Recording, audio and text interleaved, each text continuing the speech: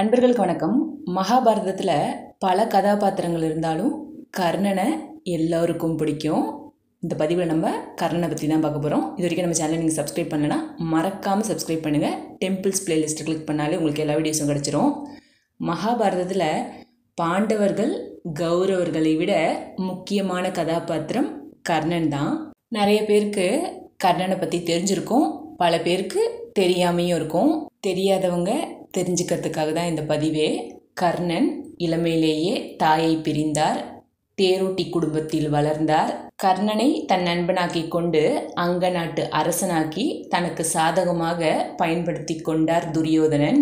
செஞ்சோற்று கடன் தீர்க்க ஒரு கெட்டவனுக்கு துணை போக வேண்டியதாயிற்று கர்ணனுக்கு. வியாசரின் மகாபாரதத்தில் கர்ணனின் திருமணம் பற்றி சரியான தகவல் எதுவும் இல்லை.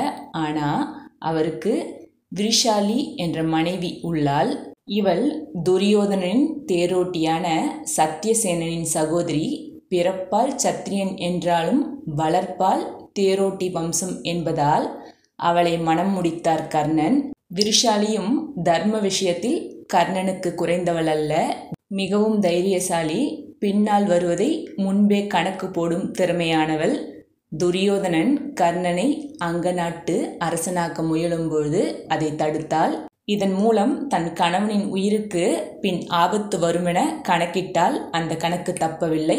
பாரத போரின் உச்சகட்டம். குருஷேத்திர களத்தில் இரத்த ஆறு ஓடிக்கொண்டிருந்தது. தர்ம தேவதை தன் நிலையை குறித்து அழுது கொண்டிருந்தாள். எத்தனை பேர் வந்தாலும் அள்ளி அள்ளி கொடுத்த கர்ணனை இந்த உலகில் வாழ வைத்தே ஆக வேண்டும் என்ற நிலை தர்ம தேவதைக்கு. அவள் தெய்வங்களை எல்லாம் துதித்தாள். இவன் செய்த தர்மங்கள் ஏராளம், தர்மம் தலை காக்கும் என்பது உண்மையானால் இவன் இந்த பூமியில் இன்னும் வாழ வேண்டும் என துதித்து கொண்டிருந்த போதே சூரியன் மேகத்திற்குள் மறைந்தார். சூரிய பகவானே, உலகையே வாழ வைக்கும் நீ உன் சொந்த மகனை, நீ பெற்ற மகனை கைவிட்டு விட்டாயே. ஒரு கோடையைப் போல மேகத்திற்குள் உன்னை மறைத்து கொண்டாயே. தர்மம் செய்பவர்கள் அழிந்து போக நீ உடந்தையாக இருக்கலாமா?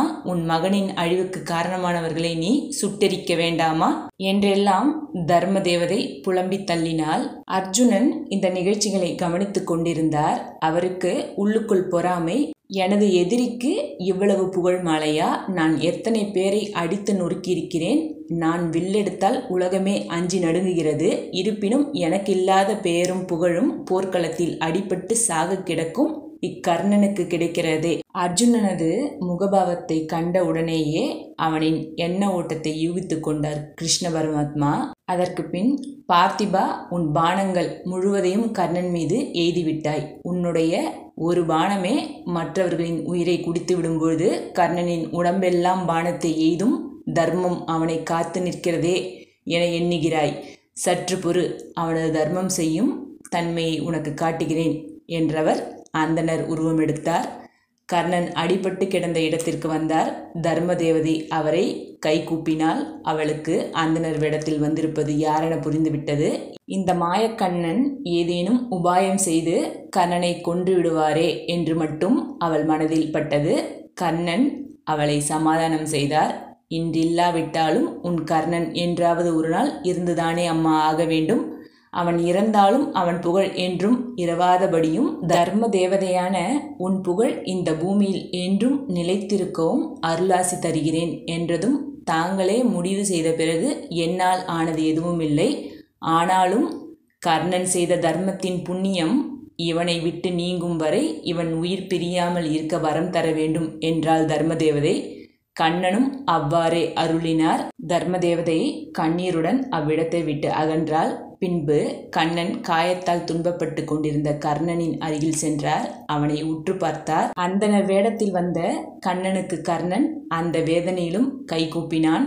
கர்ணா, நீ இருக்கும் நிலைமையும் இருக்கும் இடமும் சரியில்லைதான். இருப்பினும் எனக்கு பெரும் பசி எடுக்கிறது. நீ ஏதாவது கொடுத்தால் என் பசியும் என் குடும்பத்தாரின் பசியும் நீங்கும் என்றார்.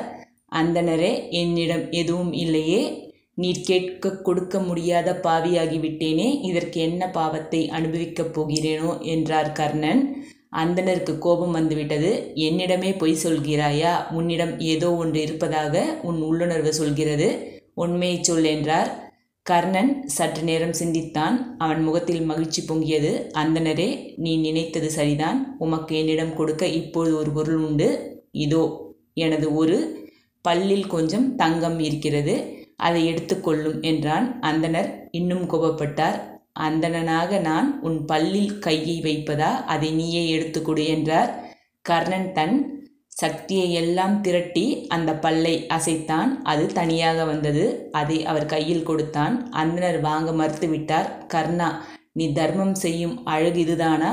ரத்தம் தோய்ந்த பல்லையா அந்தணருக்கு கொடுப்பார்கள்? எனக்கு உன் பல் தேவையில்லை, அதில் ஒட்டி கொண்டிருக்கும் தங்கம்தான் தேவை என்றார்.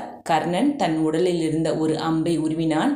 அதன் முனையால் தங்கத்தை உரசி எடுத்தான். அந்தணரிடம் அன்போடு கொடுத்தான். அந்த தங்கத்தில் உள்ள இரத்தத்தை மட்டும் அவனால் கழுவ முடியவில்லை. போதா குறைக்கு அவன் கையில் உள்ள இரத்தமும் சேர்ந்து தங்கத்தை சிவப்பாக்கியது. அந்தணரே, எதையாவது பெற்றுக்கொள்ளுங்கள், இதை துடைத்து விட்டால் சுத்தமான தங்கம் கிடைத்துவிடும் என்றான். அந்தணர் இன்னும் முகத்தை கடுமையாக்கி கொண்டு சிடுசிடுத்தார்.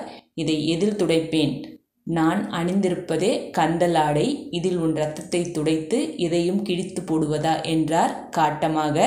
ஆனால் கர்ணன் போர்க்களத்தில் யாருமற்ற அனாதையாய் சாக கிடக்கும் இந்த நேரத்திலும் அவனுக்கு வந்த சோதனைகளை இன்முகத்துடன் ஏற்றுக்கொண்டான்.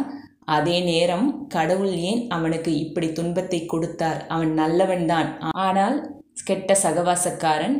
பாஞ்சாலியை துயிலுரிக்கும் போது வேடிக்கை பார்த்தவன் அதற்குரிய தண்டனையை தான் அவன் அனுபவித்து கொண்டிருக்கிறான். தங்கத்தை வாங்க மறுத்த அந்தணரிடம் சற்று பொறுத்திருக்கச் சொல்லிவிட்டு கர்ணன் வலியையும் தாங்கிக் கொண்டு சற்று தூரம் ஊர்ந்தே சென்றான். அம்புகள் தந்த வலி தாங்க முடியவில்லை. இருப்பினும் அதை பொருட்படுத்தாமல் தனது வஸ்திரத்தை தேடி கண்டுபிடித்தான். அதை வானத்தில் எய்தால் மழை கொட்டும். தோளில் தொங்கிய தனது வில்லை எடுத்து கையில் மூட்டுப்பகுதியில் நாணை இழுத்து பிடித்தான். அம்பை நாணில் வைத்தான். வானத்தை நோக்கி செலுத்தினான். பெருமழை கொட்டியது. அதில் தங்கத்தை கழுவினான். தங்கம் சுத்தமானது. மஞ்சள் நிறத்தில் பளபளவென மின்னியது. அதை அந்தணரிடம் மனமுவந்து கொடுத்தான். கலங்கி போய்விட்டார் கர்ணன் அன்போடு கொடுத்த தங்கத்தை இருகரம் கொண்டு வாங்கினார். அர்ஜுனன் இருக்கும் இடத்திற்கு வந்தார். அவன் கண்ணீருடன் நின்றிருந்தான். கவனித்தாயா அர்ஜுனா, கர்ணன் தர்மம் செய்வதில் எவ்வளவு வல்லவன் என்று? இந்த பாரதம் உன்னையும் என்னையும் கூட மறந்து போகும்.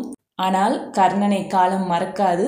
அவனை போன்ற உத்தமர்கள் இனி உலகில் பிறப்பது அரிதாகும் என்றார். இதனால்தான் கர்ணன் இன்றும் நம் மனதில் வாழ்ந்து கொண்டிருக்கிறார். கர்ணன் போர்க்களத்தில் செஞ்ச தர்மத்தை நம்ம பார்த்தோம். தர்மத்தின் தலைவனான கர்ணன் இறக்கும் முன் தன் விஸ்வரூப தரிசனத்தை காட்டி பரமாத்மா விஷ்ணு அவனது உடலையும் தகனம் செய்தார். ஒரு தெய்வத்தின் கையால் தகனம் செய்யும் பாக்கியம் பெற்றவர் கர்ணன்.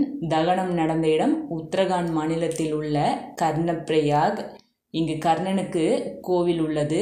டெல்லியிலிருந்து பத்ரிநாத் தேசிய நெடுஞ்சாலையில் இந்த ஊர் இருக்கு. ரிஷிகேஷிலிருந்து 172 கிலோமீட்டர் தூரம் உள்ள இவ்வூருக்கு பஸ்கள் நிறைய இருக்கு. இந்த கோயில் ரொம்ப பெரிய கோயில் இல்லை, சின்ன கோயில் தான். இந்த சிறிய கோவிலுக்குள் கர்ணனுக்கும் கர்ணனை ஆசிர்வதிக்கும் கிருஷ்ணனுக்கும் சந்நிதிகள் உண்டு. இங்கு சென்று தானம் செய்வதன் மூலம் தர்மத்தின் தலைவனின் அன்பை பெறலாம். தர்மம் செய்கிறவங்களோட உயிரை கடவுளால் கூட எடுக்க முடியல. அவங்கள விட்டு அந்த தர்மத்தை எடுத்ததுக்கு அப்புறம்தான் அவங்க உயிரே பிரியுது. அதை தான் தர்மம் தலை காக்கும், தக்க சமயத்தில் உயிர் காக்கும்னு சொல்கிறாங்க. தான தர்மம் செய்கிறதுனால நம்மக்கிட்ட இருக்க செல்வம் ஒருபொழுதும் குறையாது. அது பன்மடங்காகி நம்மக்கிட்டேயே வரும்.